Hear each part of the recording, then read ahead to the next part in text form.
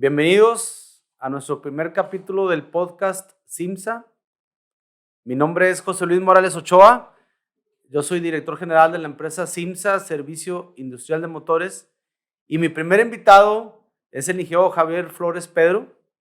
Él es ingeniero en electrónica, egresado por la ITESO, el ITESO de Guadalajara. Él llega aquí a Monterrey a trabajar para la empresa ILSA. Pasó por los departamentos de producción, posteriormente terminó en el departamento de mantenimiento, teniendo la función de jefe de taller central. Posteriormente funda su taller de embobinado de motores y posteriormente, ya hace 10 años, se convierte en asesor colaborador de la empresa SIMSA, Servicio Industrial de Motores.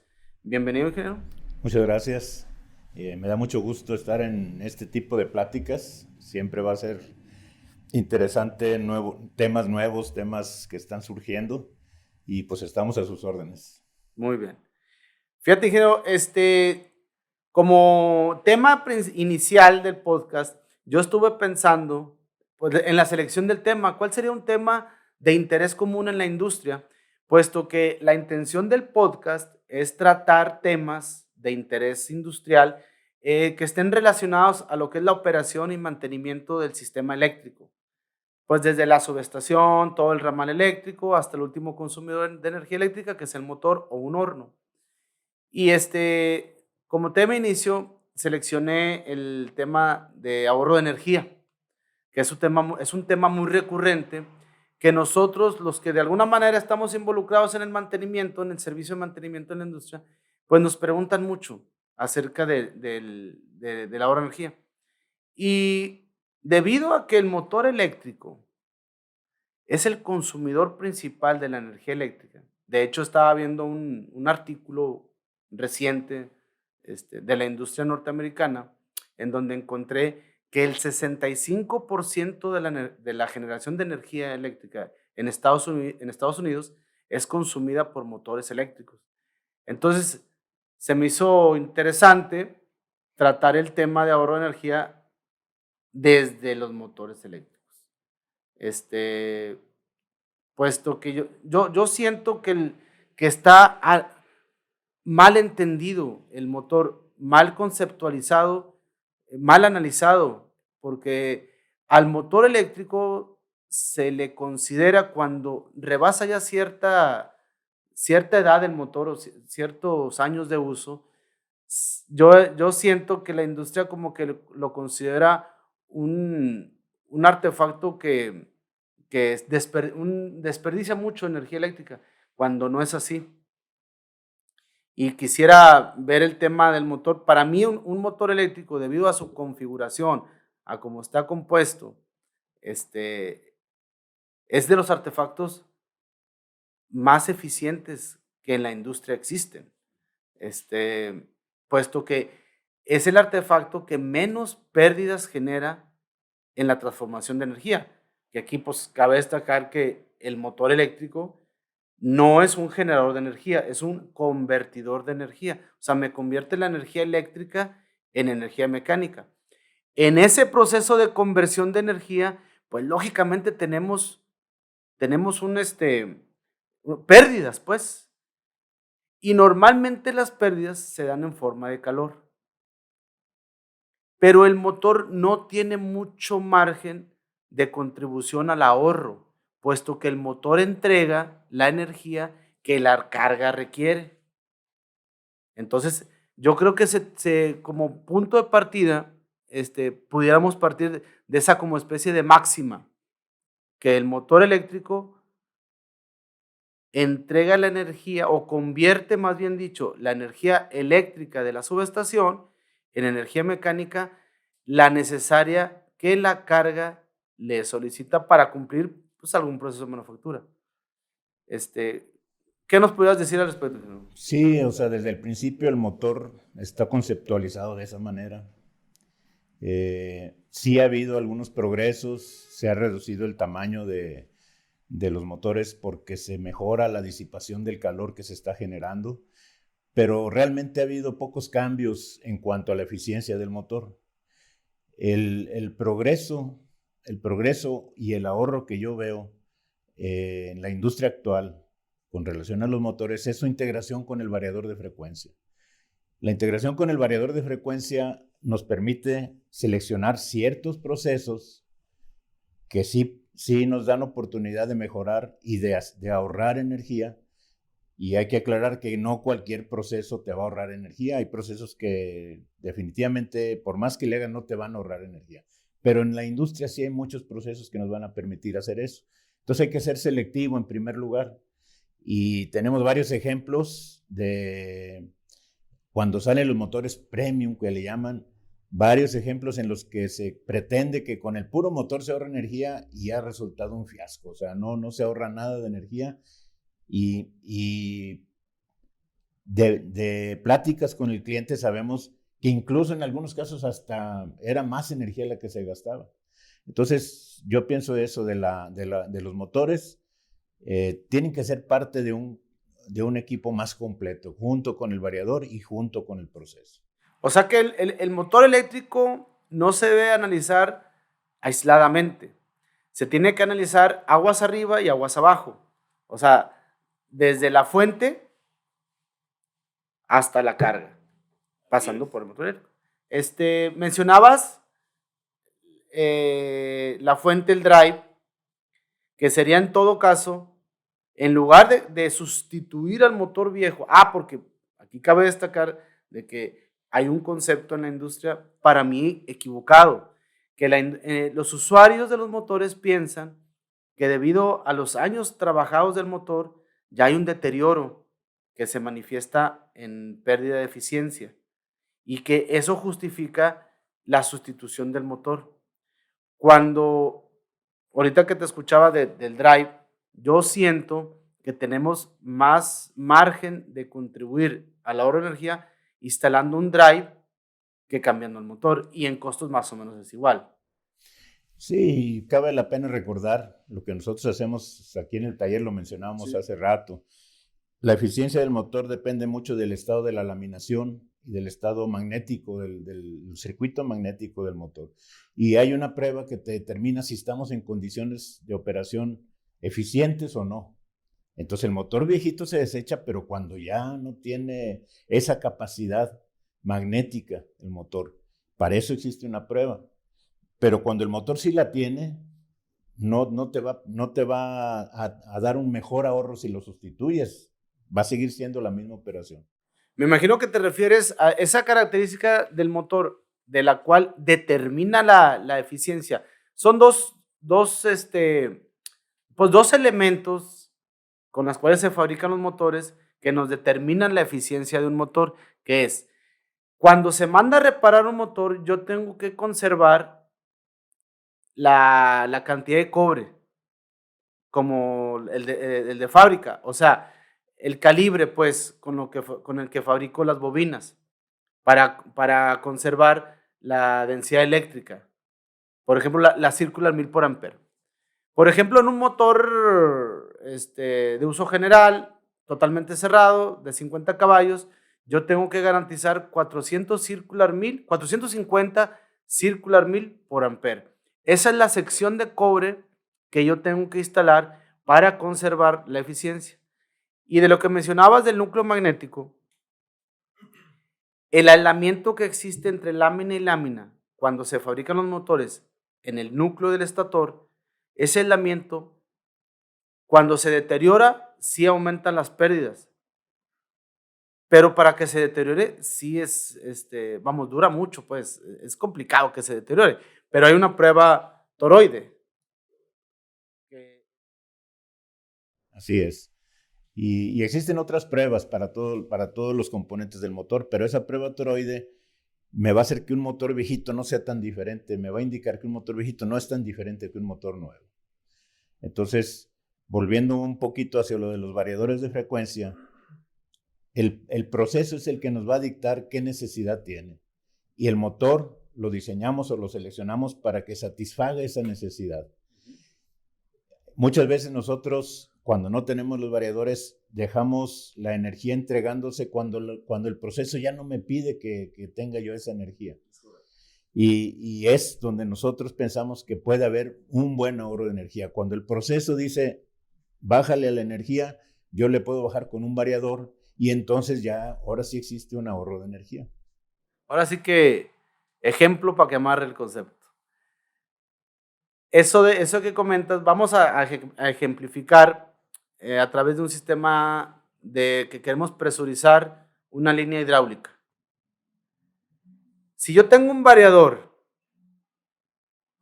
que alimenta un motor y de alguna forma yo censo la presión en la tubería, y si yo llego a la presión exigida, el variador lo que puede hacer es reducir la velocidad del motor a mínima y consumir la cantidad de energía la menos posible para que el sistema esté nada más presurizado.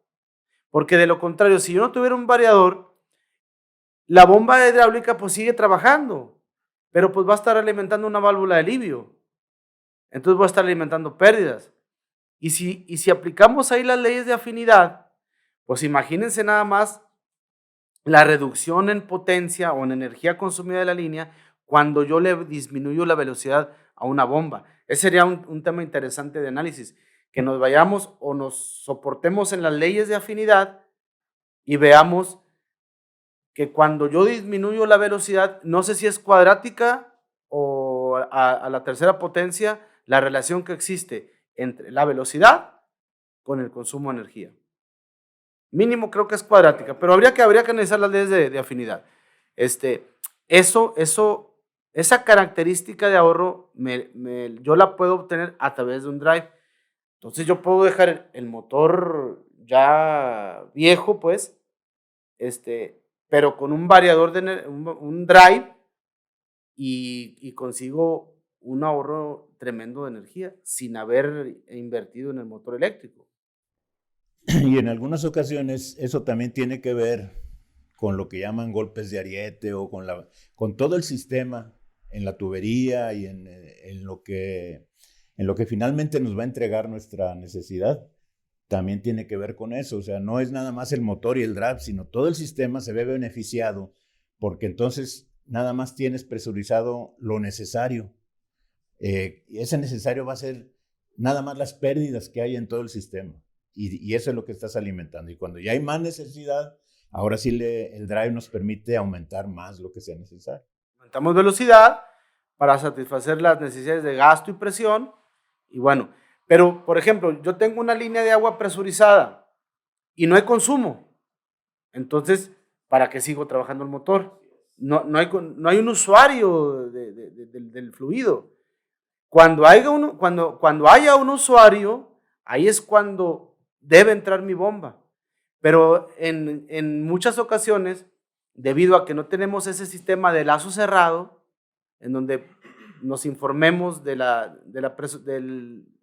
cantidad de presión, de la presurización de la línea, pues lo que hacemos es seguir trabajando la bomba a máxima velocidad para estar alimentando más válvulas de alivio. Y me imagino que hay muchos procesos en la manufactura, en la industria, similares. Debe haber muchos procesos similares. Este es un ejemplo, pero debe haber procesos de necesidades de aire presurizado, de hidráulica, de ventilación, de temperatura, bandas transportadoras. En tu experiencia, por ejemplo, en la industria acerera, ¿qué nos puedes comentar al respecto de esa administración de la energía? Bueno, en la industria acerera es muy importante el sistema hidráulico, muy importante. Y el sistema hidráulico, todavía ya cuando me tocó salir a mí, se estaban cambiando bombas de muy poca capacidad a bombas de 450, 600 y hasta 1000 HPs para el barrido de los lingotes. El barrido de los lingotes porque se forma escoria y esa escoria se tiene que limpiar. Entonces se limpia con chorro de agua. Se rompe la escoria, se limpia con chorro de agua y precisamente ahí es uno de los momentos en que se puede ahorrar energía porque el chorro de agua se ocupa nada más o se requiere nada más cuando está pasando el planchón. Pero luego hay un espacio grande en donde no se requiere. Entonces, ¿qué necesidad hay de mantener toda la presión o de abrir y cerrar con válvula o con contacto una compuerta que permita pasar el agua? Yo me acuerdo que había muchos problemas de golpes de ariete que lastimaban la tubería, que lastimaban el sistema, todo el sistema hidráulico. Entonces tú mantienes presurizado lo suficiente para que cuando sea necesario, y hay que decir otra cosa, el variador de frecuencia reacciona con una aceleración o una curva de presión muy importante. Nosotros la diseñamos esa, según la necesidad. Entonces, ese golpe de ariete lo suaviza el variador. Entonces, en el momento en que sube, en lugar de ser de golpe, lo sube con una rampa, que entonces el sistema ya no resiente todos esos problemas que se dan cuando es un contacto de on-off. O sea que también a través de un drive yo puedo cuidar todos los elementos que participan, no solamente el motor. O sea, el deterioro de todo. Por ejemplo, ¿te acuerdas cuando visitamos la planta de WEC en el Estado de México? Que una situación que vimos muy sui generis era que solamente en México seguimos consumiendo arrancadores con autotransformador. Ya en todo el mundo, ya ese autotransformador fue eliminado y fue sustituido por un arrancador suave. Es más, yo creo que el arrancador suave hasta es más barato que el autotransformador. ¿Y qué conseguimos con eso? Lo que estás comentando. Con un arrancador suave, yo ahorro mucha energía, porque le voy a inyectar la energía necesaria al motor para que la energía que necesita nada más para el arranque, y en forma suave, de tal forma que al motor lo desgasto menos, que cuando un autotransformador, pues el alto par de arranque también me trae mucho esfuerzo mecánico y deterioro mecánico, aparte el consumo alto de energía en los arranques. Se desperdicia mucha energía en I cuadrada R en el autotransformador. Entonces, ya el uso de la electrónica de potencia me viene a dar también, creo yo que hay mayor margen de ahorro de energía involucrando la electrónica de potencia en el manejo de los motores que cambiando el motor en sí. Así es. Y está comprobado en la práctica. Hay empresas que han querido solucionar su ahorro de energía comprando motores y como hemos comentado ya anteriormente, no ha resultado positivo ese cambio, sino que a veces hasta al contrario, a veces hasta resulta con fallo. No se amortiza no se amortiza la inversión tan rápido. Y ya yo creo que en un análisis financiero, pues no se justifica. Y en la práctica ya se ha visto eso. Hay que ver todo el sistema, el variador, el motor y el proceso. Y ahí es donde se toman las decisiones si requiere un cambio de motor o de variador o valvuleo, ya dependiendo del proceso, pero sí requiere un estudio.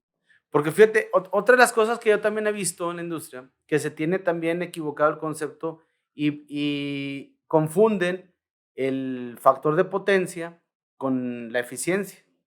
Por ejemplo, si un motor trae bajo factor de potencia y se refleja en mi contrato, en la subestación, pues yo soy penalizado. Pero soy penalizado no por estar desperdiciando energía, sino porque la estoy consumiendo en forma indebida. Entonces, cuando yo tengo un motor que no está bien seleccionado, o sea, vamos a suponer que el proceso me demanda 30 caballos y yo pongo un motor de 50 caballos, pues está muy sobrado. Está 20 caballos de diferencia sobrado. Bueno, lo que va a provocar que el factor de potencia sea muy bajo y yo lo tenga que compensar con capacitores en la subestación. Entonces, si no lo compenso, me penalizan por el uso indebido de la energía. Bueno, ese es un concepto muy diferente a la eficiencia. La eficiencia son pérdidas energéticas, no bajo factor de potencia. Eso sí es bien importante aclararlo, porque el motor se recomienda que lo trabajes a un 90% de su dato de placa, que ahí es el punto óptimo eficiente del motor. Por ejemplo, un motor de 100 caballos, a operarlo en el rango 90, 95 caballos, y ahí voy a obtener el punto óptimo de eficiencia. Ese es un tema, no sé si te ha tocado verlo en la industria. Sí, hay confusión en eso. Yo digo que estas pláticas van a ser interesantes cuando se vea la placa de datos de un motor. Hay mucha confusión en la lectura de la placa de datos y la placa de datos arroja información importantísima para insertar un motor en un proceso. Sí. Entonces, sí estoy de acuerdo con eso. Esos datos que yo tengo que leer en la placa, por ejemplo, me imagino los kVNHPs, o sea, la energía que consume el motor cuando arranca, que si lo arranco a voltaje pleno, ¿cuánta energía yo voy a demandar de la subestación para el arranque? Y eso lo tengo que ver también para conceptos de cálculo de kilowatt hora en mi planta. Entonces, viene otro tema importante. Muchas veces no me es conveniente apagar los motores. Prefiero dejarlos operando en vacío que apagarlos y volverlos a encender. Eso era anteriormente cuando no había los arrancadores suaves. Cuando era voltaje pleno, o que yo en algún sistema, de algún proceso, ocupe arrancar a voltaje pleno el motor, cada arranque a voltaje pleno, el consumo de energía que requiero es tan alto que es casi de 7 a 8 veces la corriente que la de placa.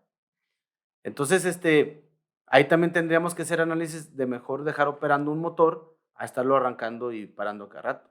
Y lo que significa mecánica y eléctricamente de castigo al motor, o sea, los aislamientos, la parte mecánica, los amarres, todo lo del motor interno.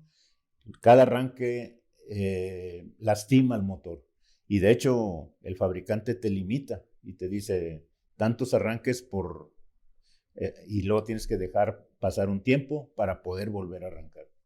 ¿Qué pasa si no respeto ese rango de tiempo que el fabricante me dice, mira, en arranque y arranque tú debes de dejar pasar un buen tiempo? Bueno, este tiempo. Lo que vas a hacer es que vas a lastimar más, no vas a dejar que el motor se restablezca su temperatura y sus condiciones mecánicas. Y vas a castigarlo cuando todavía, vamos a decirlo, todavía está un poquito herido, sí. Lo vuelves a cargar y lo lastimas más directamente. Y ya son deterioros permanentes, me imagino. Ya se queda permanentemente dañado. O sea que un motor eléctrico tiene capacidad para ciertos números de arranque a voltaje pleno en un periodo de tiempo. Así es. Y aquí lo curioso es que volvemos al sistema completo. Tú decías de los arrancadores suaves, los variadores de frecuencia te evitan todo ese problema. Porque en los arranques con arrancadores suaves o variadores de frecuencia, nunca la corriente llega más allá de lo estipulado para el motor. De hecho, estaba leyendo un artículo de la revista que publica la IEEE, donde viene un artículo muy interesante, que ese concepto viene como desde 1930, 1920, que sugieren que el motor no lo analices en forma aislada. Tiene un acoplamiento íntimo con su drive, con su fuente. Entonces el motor no se debe analizar como único. Tenemos que analizar la fuente y ver las características de ese acoplamiento fuente-motor. No ni como fuente ni como motor. Tenemos que analizar porque cambia todo el panorama. Cuando yo veo fuente, motor, ese acoplamiento íntimo, toda la característica cambia. Y si yo logro entender esas virtudes que tiene ese acoplamiento íntimo, puedo sacarle mucho más beneficio. Claro. Sí, o sea, hay que conocer, como yo mencionaba anteriormente, su fuente, el motor y el proceso. Esas tres no pueden separarse uno del otro. Yo no puedo decir que el proceso funciona con cualquier motor o con cualquier variador. Yo no puedo decir que este motor me funciona para cualquier proceso. Y yo no puedo decir que el variador me funciona para cualquier motor, o sea, el variador también está hecho para ciertos motores nada más, o sea, para una capacidad de motores. Si yo pongo un variador muy grande para un motor chiquito, lo estoy haciendo totalmente ineficiente el variador. Entonces, todo va en conjunto, todo hay que analizarlo en conjunto. Yo tengo una última análisis que también sería ahí importante, que hemos visto mucho en la industria, puesto que estamos también muy involucrados en los servomotores, es de que hay una tendencia muy marcada para también el ahorro y la capacidad de control del proceso, que es a través de los servomotores. Yo creo que va a llegar un momento en que nosotros tenemos que evitar, desde la fuente de energía mecánica, que es el motor, hasta el usuario de esa energía, todos los elementos que participan, de fricción, barras cardán, engranes, cojinetes. Tenemos que evitar todos los elementos de fricción hasta llegar al último usuario, porque en todo ese engranaje hay pérdidas de energía. Entonces, si yo quito el motor eléctrico y pongo un servomotor en el último usuario, en el proceso, directamente ya en el proceso, y me evito todo ese engranaje, pues imagínate, y aparte que el servomotor es muy eficiente, tiene eficiencias hasta en un 97%. Imagínate toda la cantidad de energía que voy a eliminar de mi proceso. Y otra, menos mecanismos, menos mantenimiento, menor consumo de energía. Y otra, y más capacidad de control, velocidades más altas, aceleraciones más altas, arranques y paros con un servomotor. A lo mejor se ve, como decías hace rato, un ejemplo para amarrar. En una papelera tenemos varios rodillos que están arrastrando el papel y están estirándolo. Si hay demasiada tensión entre rodillo y rodillo, el papel se rompe. Si hay menos tensión de la debida, el papel se arruga. Entonces debe de haber la tensión exacta. Y los servomotores, yo conozco empresas que ya cambiaron sus motores por servomotores, les permite tener un control de la tensión entre rodillo y rodillo mucho más precisa, evitan pérdidas de material que va directamente desperdicio, que es uno de los últimos conceptos en los que las empresas se están fijando ya porque ya agotaron la mayoría de los ahorros de energía. Bueno, junto con lo de los motores y variadores de frecuencia en el proceso, están evitar los desperdicios. Si la lámina va gruesa al principio o al final, si el papel se rompe, todos esos son desperdicios que cuestan a la empresa. El servomotor, como decías hace ratito, permite controlar muy bien la tensión entre rodillo y rodillo y evitar mucho desperdicio. No, y luego imagínate también, yo me imagino que una máquina, si sí las conozco, las máquinas de papel, cuando en su momento eran engranadas, los rodillos, no podías llegar a velocidades productivas, eran muy lentos las velocidades. Y cuando quitamos todos esos engranes y en cada rodillo ponemos un servomotor, pues duplicamos las velocidades y nos hacemos hasta más productivos con la misma máquina. E inclusive la calidad del papel. O sea, el beneficio que trae la transmisión suave de potencia, el acceso a mayores aceleraciones y velocidades, se va a impactar mucho en las finanzas de la empresa. Y pues ahorita el mercado tan competido, los márgenes de utilidad tan pequeños, pues yo creo que el adoptar tecnología de ese tipo, pues a lo mejor también nos puede impactar en mi nivel de competencia, nivel de competitividad. Sí, sí, sí. Como mencionaba, ya son tan pocos los márgenes donde uno puede ser más eficiente en una empresa. El desperdicio es uno de ellos y se invierten en equipos muy interesantes para evitar el desperdicio. Sí. El otro es la energía eléctrica y es donde nosotros entramos con los motores y los variadores y todo el sistema completo. Y poco a poco se va cerrando ese margen. Sí. Entonces, nada más las empresas que invierten en tecnología y que ven a futuro, no tan al presente, sino ven a futuro sus consumos, es cuando ya pueden decir, dentro de 3 años yo voy a ser el más competitivo porque mi proceso tiene todos estos cuidados con la energía. Sí, el consumo energético yo creo que en el análisis de proyectos, en el análisis financiero, creo que es fundamental el el uso debido de la energía, ¿verdad? El uso correcto y únicamente necesario para que mi proceso prospere, ¿verdad? Muy bien. Bueno, pues aquí concluimos, ingeniero, el primer capítulo de nuestro podcast. La idea es hacerlos por semana y los invito por favor a estar atentos en nuestras redes. Ahí por favor inscríbanse en nuestras diferentes redes para que les lleguen ahí mensajes y que les informemos de los podcasts posteriores. Muchas gracias. Gracias.